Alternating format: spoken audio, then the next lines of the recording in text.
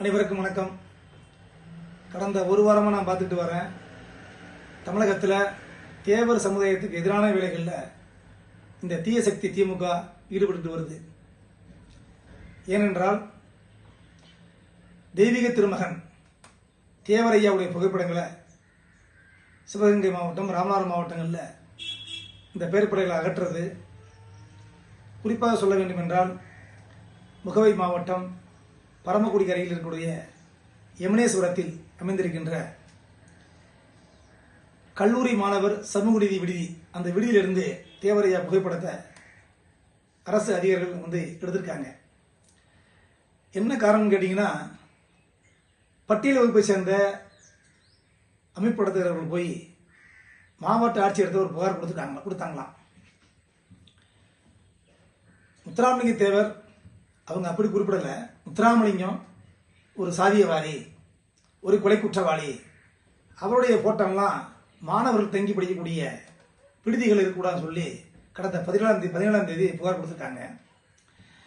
18ஆம் தேதி அந்த புகைப்படத்தை எடுத்திருக்காங்க அரசு அதிகாரிகள். இதை அவர்களே அவருடைய வலைத்தளங்களில் பரப்பிக்கிட்டு வர்றாங்க. யார் சாதியவாதி, யார் கொலை குற்றவாளி? இந்த மண்ணின் விடுதலைக்காக, இந்திய நாட்டின் விடுதலைக்காக ரத்தம் சிந்தி, துப்பாக்கி குண்டுகளுக்கு இரையாகி, தூக்கு கயிற்றை முத்தமிட்டு லட்சக்கணக்கான தேவர் சமுதாய மக்கள் உயிரை விட்டிருக்காங்க. அந்த வம்சத்தில் வந்தவர் தான் தேசிய தலைவர் தேவரையா அவர்கள்.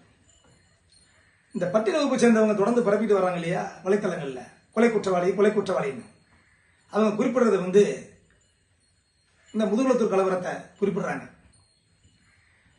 நீதிமன்றத்தால் அப்பலுக்கற்றவர் ஒரு தேசியவாதி அப்படின்னு சொல்லி நீதிமன்றத்தால் விடுதலை செய்யப்பட்டவர் தேசிய தலைவர் தேவரையா அவர்கள்.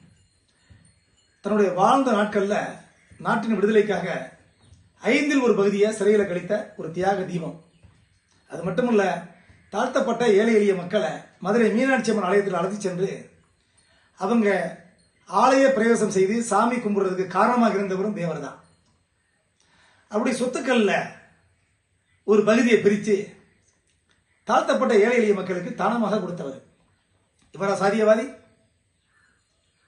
அது மட்டுமல்ல, இந்த நாட்டின் விடுதலைக்காக தமிழகத்தில் பெரும்பான்மையாக வெள்ளையர்களுக்கு எதிராக போர் தொடுத்து வெற்றி கண்டு உயிரை விட்ட மன்னர்கள் ஏராளம் இந்த சமூகத்தில் பிறந்தவங்க. அந்த வம்சத்தில் பிறந்தவர் தான் தேசிய தலைவர் தேவரையா அவர்கள். அவருடைய போட்டோவை எடுத்தது வன்மையாக கண்டிக்கத்தக்க செயல். இதை ஏன் நான் திரும்ப சொல்றேன்னு கேட்டீங்கன்னா, இதை சொல்றதுக்கு முழு உரிமையும் தேவர் பிறகு இருக்கு.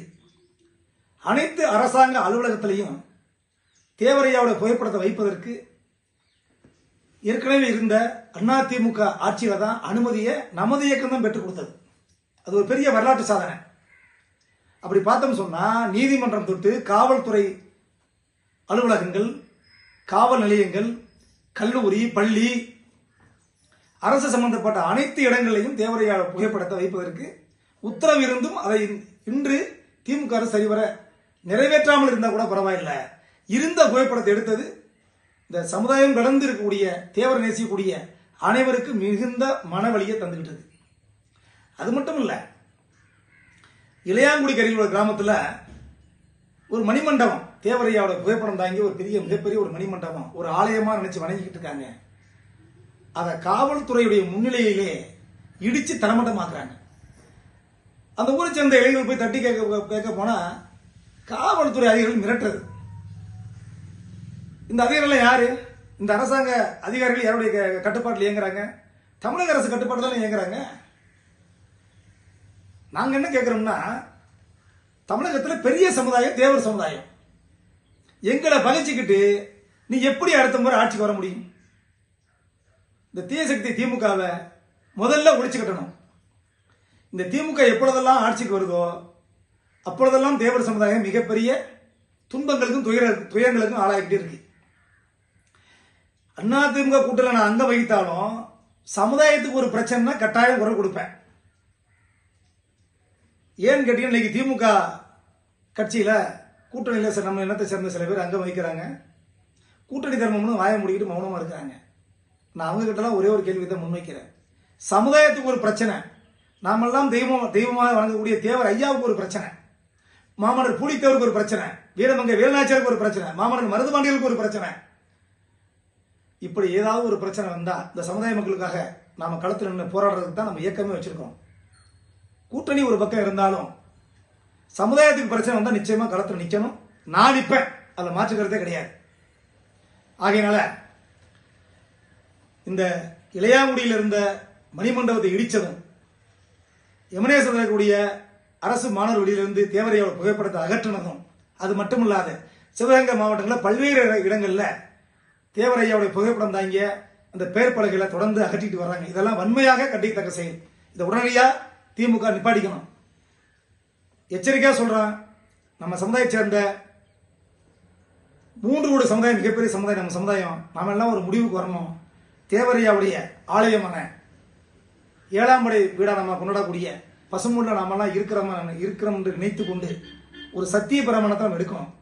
வர இருக்கிற 2026 இந்த தீய சக்தி ஸ்டாலினுடைய அரசு திமுக கட்சி 26 ஆட்சிக்கு வரவே கூடாதுன்னு ஒரு சத்திய பிரமாணத்தை நம்ம எடுத்துக்கணும். திமுகவை தமிழகத்திலிருந்து ஒழிச்சு கட்டணும். அன்றைக்கு தேவர் சொன்னாரு, காங்கிரஸ் கட்சியை இந்தியாவிலிருந்து முற்றிலுமாக அகற்றப்பட வேண்டிய கட்சி காங்கிரஸ் கட்சி என்று தேவர் முழங்கினார். அன்றைக்கு நாம இன்னைக்கு என்ன முடிவு எடுக்கணும் சொன்னா, இந்த தீயசக்தி திமுகங்கிற கட்சியே தமிழகத்தில் இருக்கக்கூடாதுங்கிற ஒரு முடிவை நாம் எடுக்கணும்னு சொல்லி நம் சமுதாய மக்கள் அன்போடு கேட்டுக்கிறேன்.